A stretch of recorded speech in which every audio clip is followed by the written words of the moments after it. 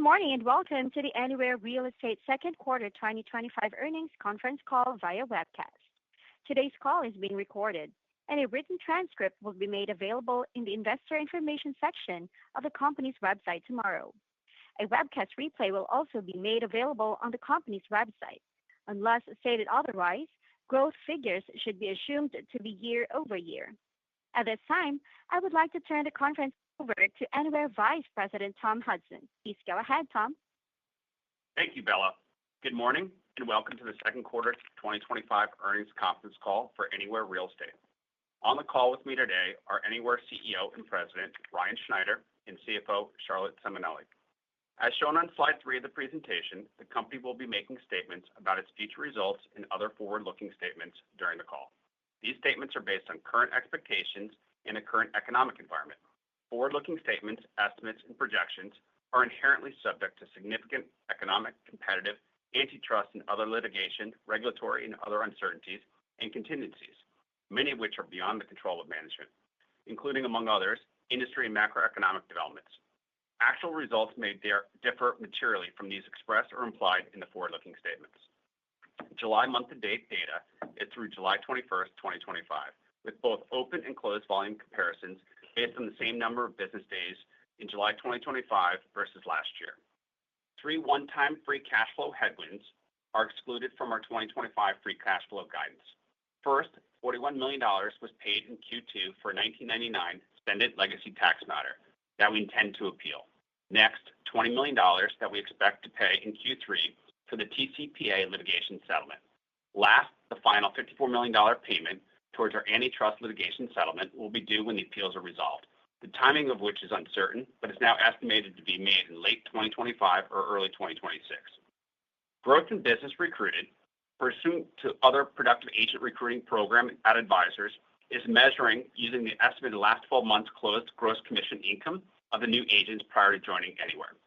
The top half of agents retained at advisors is measured using the amount of production generated by agents remaining with the company a year following the initial 12-month period, based on gross commission income generated during the initial measuring period. Important assumptions and factors that could cause actual results to differ materially from those in the forward-looking statements are specified in our earnings release dated today, as well as in our annual and quarterly SEC filings. For those who listen to the rebroadcast of this presentation, we remind you that remarks made here as of today, July 29th, have not been updated after the initial call. Now I'd like to turn the call over to our CEO and President, Ryan Schneider. Thank you, Tom. It is incredibly exciting to speak with you here in late July. AI will change how real estate is done, and we plan to lead the way. We are using generative AI to revolutionize how this industry works, both how we go to market and how we run our company. This transformation is creating better experiences faster and at lower cost, all with the goal of driving growth for our great agents and franchisees, unlocking efficiencies, and improving margins. The future of the real estate industry includes a truly end-to-end integrated transaction for the consumer. We are leveraging our scale across brokerage, title, mortgage, and home services to deliver more seamless and connected home buying and selling experiences and to drive better economics. And while we are in a historically challenging housing cycle, we are winning and creating octane for the future with powerful proof points in productive agent recruiting and retention, franchise sales, and especially luxury success. Most excitingly, we are seeing strong growth momentum this month that has us more optimistic for the back half of the year. Turning to Q2, we exited the quarter with confidence, supported by meaningful operating EBITDA, a strengthened balance sheet, and our unique collection of assets. This strong foundation enables us to invest in AI-driven initiatives and capture scale operating efficiency across the company. We delivered $1.7 billion of revenue and $133 million of operating EBITDA, demonstrating the strength and resilience of our model. Closed transaction volume was flat year over year in Q2. The quarter started off challenged due to macroeconomic volatility, but we saw volume trends improve, with June closed volume solidly positive. And we love the business momentum we are delivering in July. July closed transaction volume is up mid-single digits year over year, with growth in both units and price. Even more exciting, July open volume is up 9%, with this future growth indicator about equally driven by increases in both units and price. And looking even farther into the future, our July advisors listings are up significantly, over 10% compared to the prior year. Together, this paints a strong growth picture for the back half of the year that we hope continues. Q2 also saw notable geographic variation across key markets where our advisors' business is concentrated. New York City outperformed the broader portfolio, delivering double-digit growth in both units and price, and Florida, by contrast, faced a more challenging quarter with volume down double digits. Now, our industry-leading luxury businesses, anchored by Sotheby's International Realty, Corcoran, and Coldwell Banker Global Luxury, continues to be a strategic growth engine, outperforming the broader market.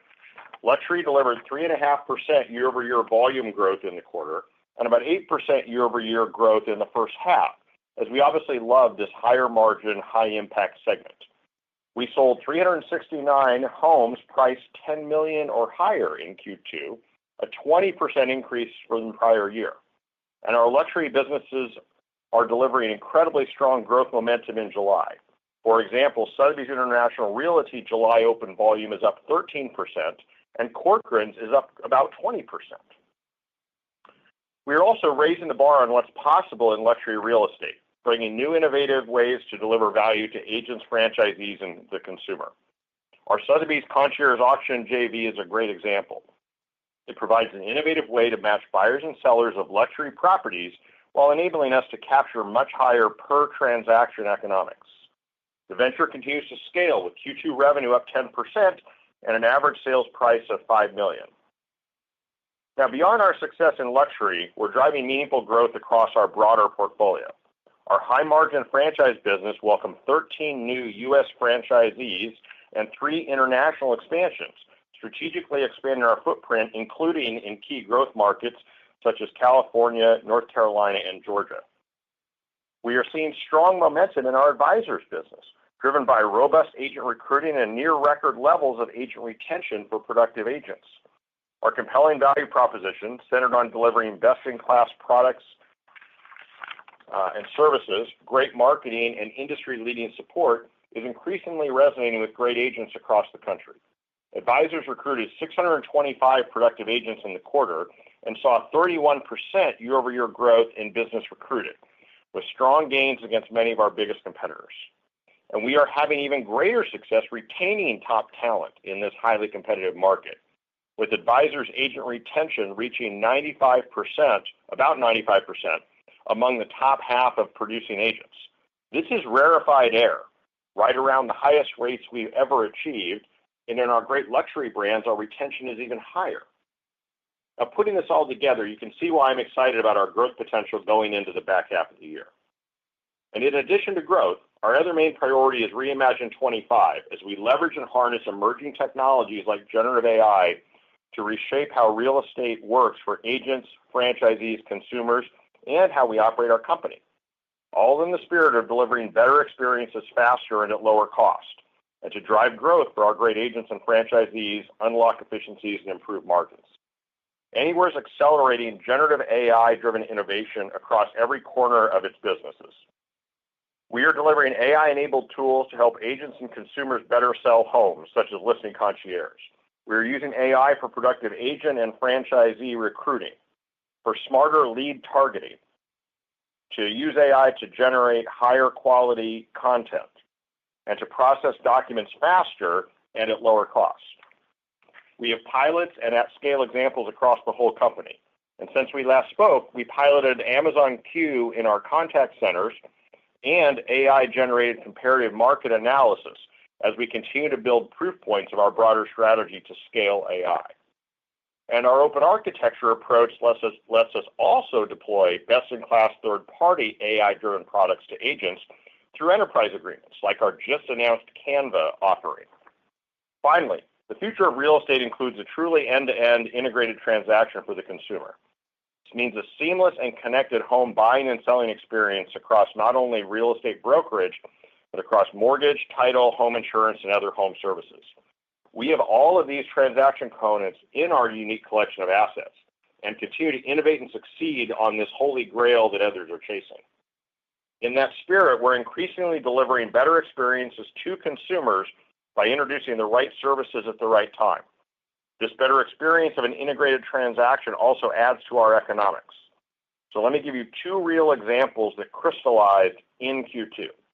First, as I told you last quarter, we see the opportunity to turn buyer agreements of perceived market risk into an opportunity and have begun using this consumer interaction to integrate the marketing of both our title and our mortgage services. While the title pilot results are still pending, our initial mortgage pilot showed approximately 2.5 percentage points increase in mortgage capture, the biggest increase that we've seen from any past initiative to drive this higher revenue per transaction. Second, we redesigned the consumer workflow to embed our warranty offering more seamlessly into the home sale transaction. Based on pilots in multiple markets, we've seen attach rates increase by approximately 4 percentage points. And with these exciting results, we plan to roll out both pilots nationally later this year. By integrating more components of the real estate transaction, we enhance the customer journey, increase satisfaction, and generate greater per transaction economics. This also elevates the agent's central role in the transaction, helping them build deeper, more trusted relationships with consumers. So we're excited to be here in July with powerful growth momentum, AI-led Reimagine 25 transformation progress, and more proof points on our ability to integrate the transaction and generate greater per transaction economics. With that, let me turn the call over to Charlotte. Good morning, everyone. Anywhere delivered another strong quarter, driving solid operating EBITDA, accelerating cost efficiencies, and increasing our financial flexibility. We are continuing to build on years of disciplined operational excellence, commitment to deleveraging the balance sheet, and foresight to prime the business for its next chapter of AI-enabled growth. I will now highlight our Q2 '25 financial results. Q2 revenue was $1.7 billion, up 1% versus prior year, and Q2 operating EBITDA was $133 million, a decrease of $10 million versus prior year, primarily due to higher employee benefit costs, increased investment in Reimagine initiatives, and an increase in agent commission costs in our own brokerage business. We realized $25 million in cost savings in the quarter and $39 million of cost savings year to date. And we are on target to achieve $100 million in cost savings for 2025, with 95% of our savings already identified.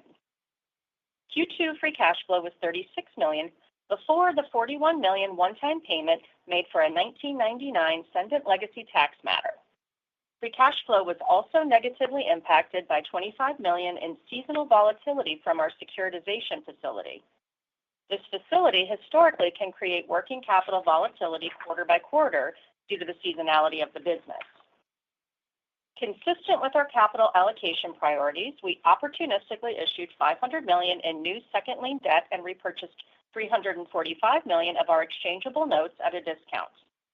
In addition, we utilized the excess proceeds to further reduce our revolver balance. And as of July 28th, our revolver balance was $460 million, down to $230 million from our last earnings release date. We expect to repurchase the remaining $58 million in exchangeable notes outstanding over the next 6 months. And I remain confident in our financial position with no meaningful note maturities until 2029, ample revolver liquidity, and enhanced flexibility following our recent refinancing. This continues to provide the balance sheet strength to invest organically or inorganically while fortifying the business now so we can return even stronger when the housing market normalizes. And our normalized market target leverage remains 3 times EBITDA. Now let me provide more details about our business segment performance.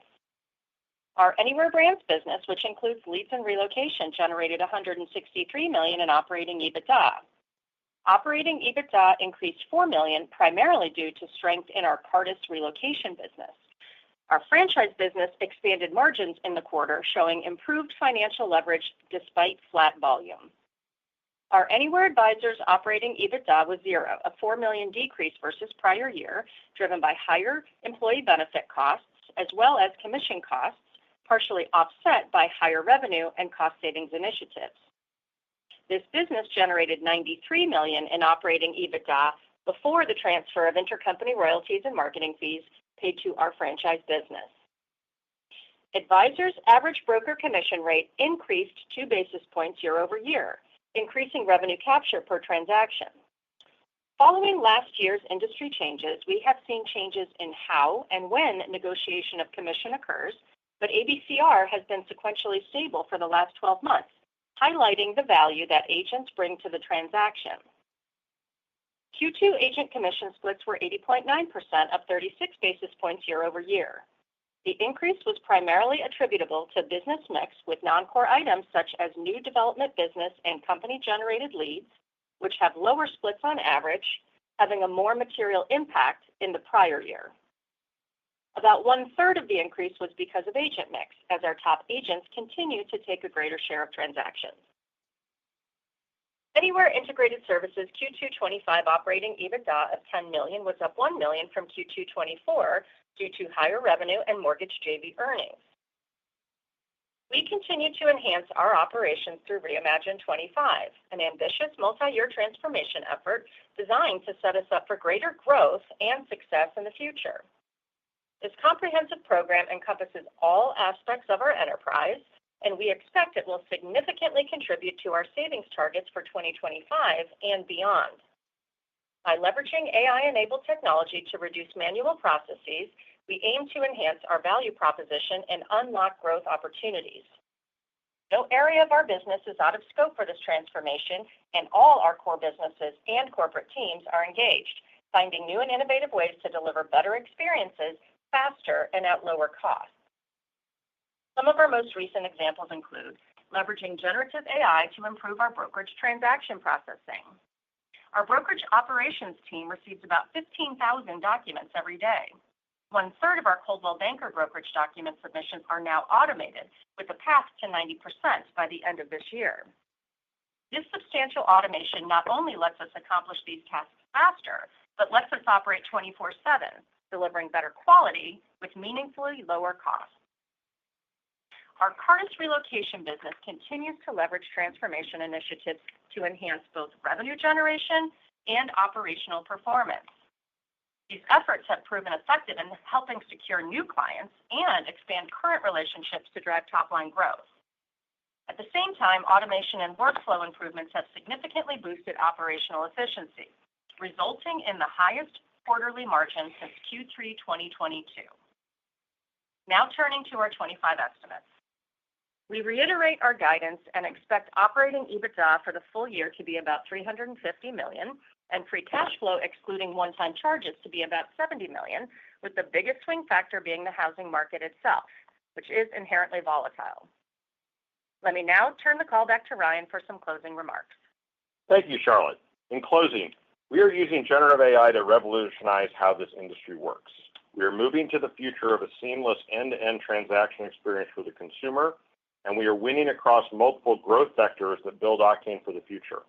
And most excitingly, we are seeing strong July growth momentum, increasing our optimism for the back half of the year. It's an incredibly exciting time. With that, we are happy to take your questions. At this time, I would like to remind everyone in order to ask a question, press star, then the number 1 on your telephone keypad. We will pause for just a moment to compile the Q&A roster. Your first question comes from the line of Matt Bowie with Barclays. Please go ahead. Your line is now open. Hey, good morning, everyone. Thank you for taking the questions. Maybe just one around the overall housing market. I guess kind of thinking about this interplay between home prices and transaction sides. Ryan, you called out a lot of geographic variation. And so, what my question is, in those markets where you may be starting to see lower home prices, is it actually starting to, on the other hand, spur some transactions? And then if you kind of think about the markets where you still have inventory really tight, kind of how are you thinking about the actual unit volumes in those type of markets? Thank you. So a couple things I'll say, Matt, thank you for the good question. So first off, something's happening, at least in our portfolio in July. because in July we are seeing units up and price up. I kind of gave the numbers on our closed volume in July and our open volume in July and our open luxury volume in July. And, it's at least 50-50 units up and price up. And in luxury, it's actually mostly units up. So in July, we're seeing something happen where units seem to be having a little bit of a renaissance, which is awesome because most of the gains this year so far have been price driven. When you look at the markets out there, there's really very few where price is actually dropping. And I think sometimes how the newspapers do comparisons is a problem, but we always look at year over year. And so like when we look at our portfolio and you look at Q2, there were only 2 states where prices dropped at all. One was, or at least among the meaningfully sized one, right? One was Florida, and the other was Colorado. And like in Florida, the units dropped more than the price did. So it's not like price is going down and it's spurring more units. In fact, in Florida, it was mostly a unit decline with a little bit of price decline. So I think there is still this dynamic out there, Matt, that demand is actually greater than supply still, even at these higher affordability levels. And so, almost all states we're looking at have prices still rising, no matter what's happening with their units. And then the few places where prices are going down, it's pretty, it's not spurring more units. And then the other thing that's unique to us is part of the reason our Florida prices are down bluntly is last year we sold 9 homes in the second quarter over $50 million. And this year I believe we sold 1. And a number of those were in Florida. So even a little bit of the Florida price drop in our book is driven by the mix, not actually, same store home prices going down. So I think the talk of prices falling is a little overstated out there, and it hasn't spurred units, but we have seen units in July come back, but still with some price growth. So it's a weird market out there. Got it. Well said, and yes, understood and great color. So very helpful. So the other question is just obviously given everything in the background around this sort of private and exclusive listings, I guess dispute for lack of a better term. Are you seeing any, I guess, disruption out there related to that?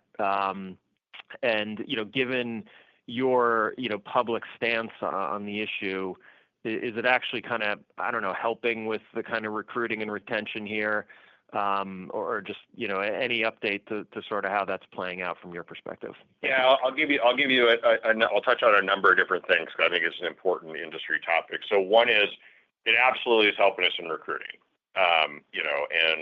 We are winning this year more than we did in 24 or 23. Not just with the overall numbers I gave you on recruiting, but against some of our, many of our direct competitors.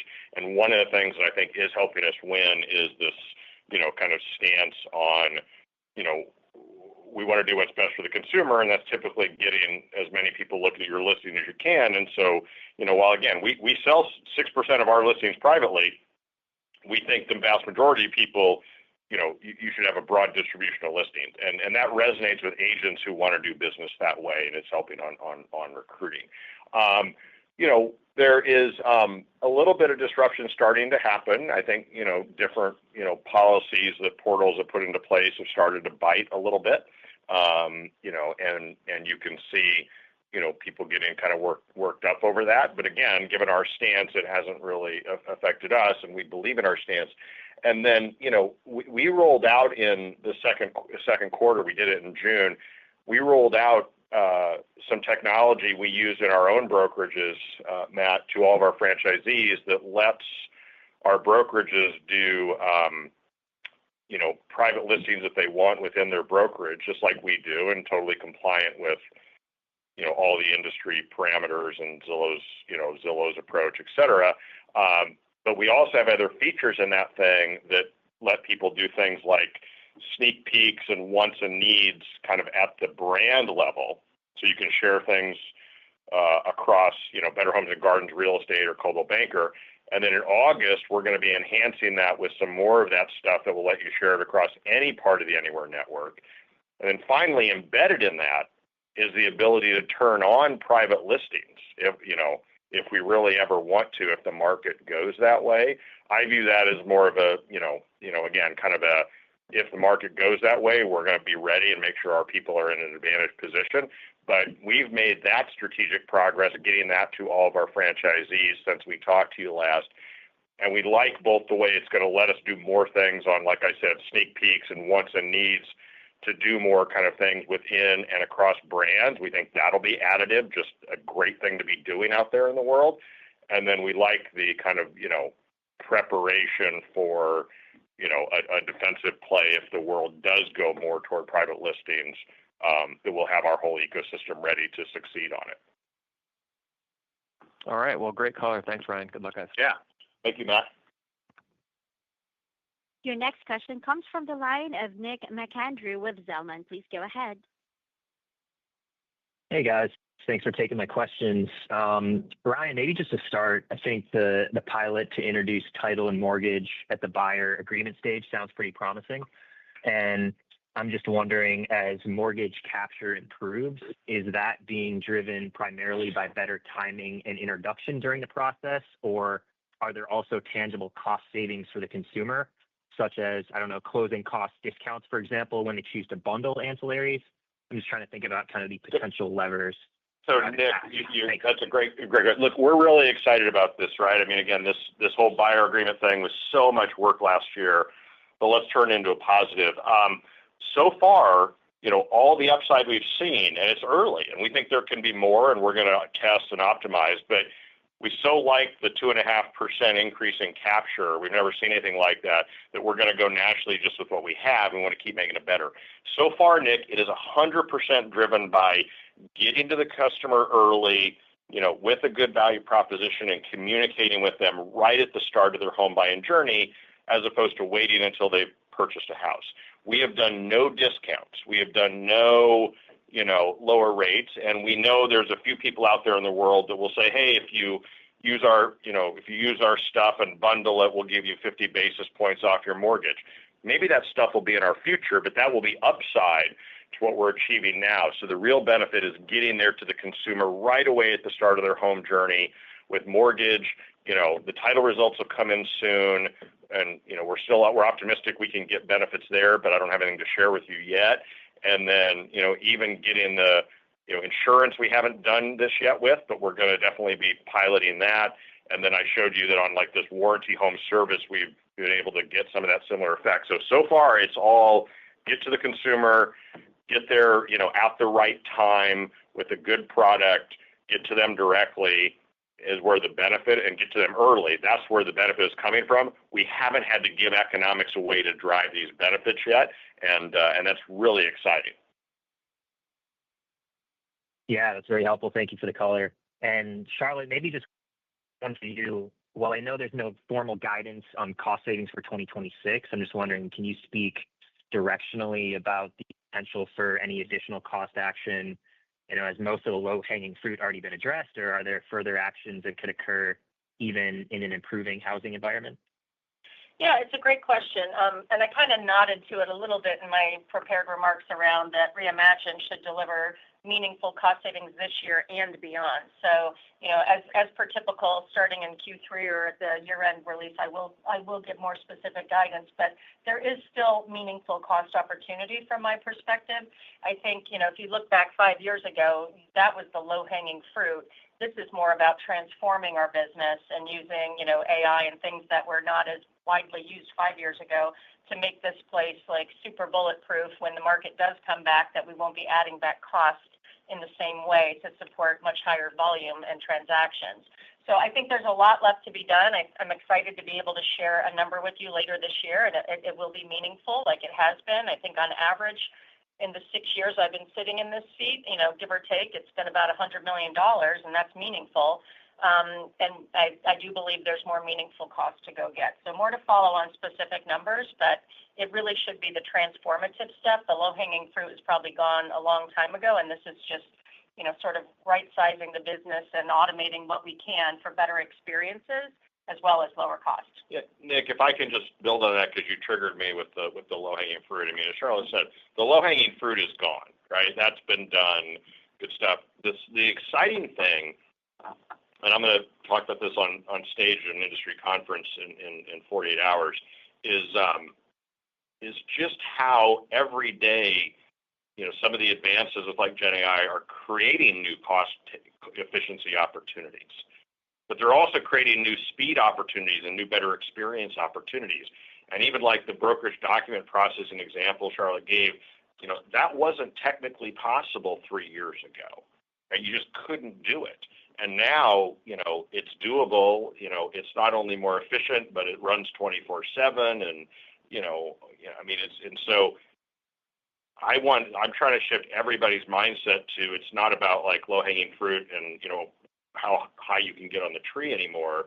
It's literally just the new opportunities that are getting created that touch efficiency, that touch speed, that touch the experience. And they're coming at all of us pretty fast. And it's true for every industry.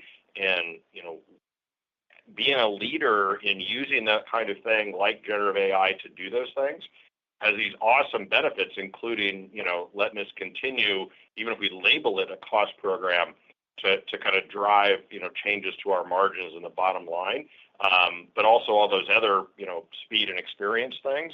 And so it's really exciting that it's opening up just areas that, 3 years ago you could have never thought about for a cost program or the kind of economic changes. Great. Yeah, that makes a lot of sense. Thanks, guys. Thank you, Nick.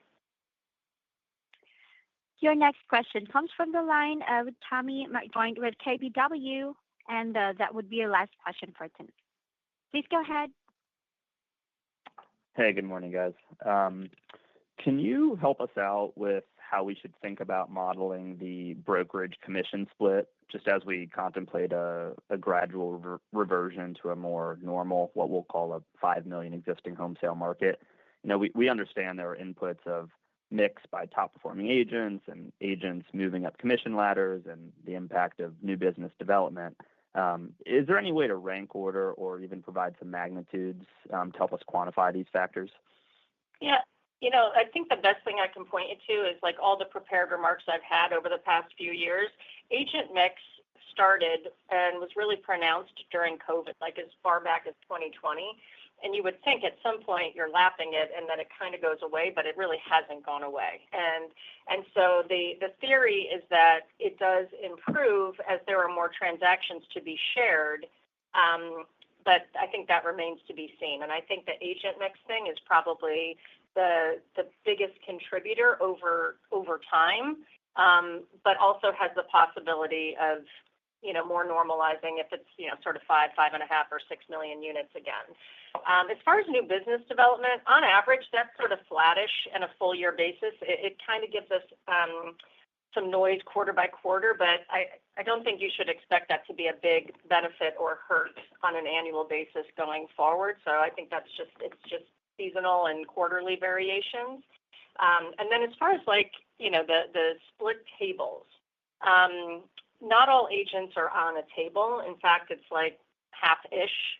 And so, it kind of works in concert with agent mix because usually the highest producing agents are not on a table, they're on a fixed rate. So if they're getting more of the transactions, you're also not going to see the uptick from what's implied in a table. So I think I'd look at agent mix first. And then, the table thing, yeah, sure, it's going to have a little bit of an impact, but it's just not all the agents are on a table. Okay, great. That's a helpful color. And then switching over, just a housekeeping one. The corporate operating EBITDA was down quite a bit year over year. What caused that in the second quarter? And then when we think about a good run rate to assume for that corporate segment going forward, what you would use, or if you have a full year expectation, that can help too. So on a full year basis, the corporate costs really do tend to stay about the same. There's only some variation, and that usually is driven by like bonus timing and like benefits, whereas it's like we haven't like spread it out to the business units. There was an impact in the second quarter from some charges that remained at corporate that will probably be allocated out to the business units in the future. But it's largely driven by bonus and by benefits. So as far as like on a full year basis, the corporate costs have actually kind of stayed flattish. Like so, cost savings are helping to offset inflation, but there was a little bit of a more pronounced impact in the second quarter of things that resided in corporate. Okay, so is there anything in 2025 that's happening now that I guess we should think about backing out as we think about what the 26 kind of run rate should be and beyond? The biggest challenge, and this is, I called it out in the script, it's kind of like unusual, but we're not the only company facing it, materially higher employee benefit costs. Like what we're seeing, and I think other companies are seeing, is that there's more usage. So it's a bit of a price implication, but it's also usage. More people are going to the doctor than they have in the past, and it's actually material. It's material in our first half results, which is why I called it out. That's the only like so what that I'm not sure about for next year. If this continues, like then you would see that flow through into 2026. Obviously, on an annual basis, you make decisions about your benefit plans. We're about to go through that process before we launch, sort of people renewing their benefit programs and things like that in the fall. But that's kind of the single biggest factor that could potentially, sort of move into 2026 with us. Got it. Thanks, Charlotte. That concludes our Q&A session. Ladies and gentlemen, thank you all for joining. You may now disconnect. Everyone, have a great day.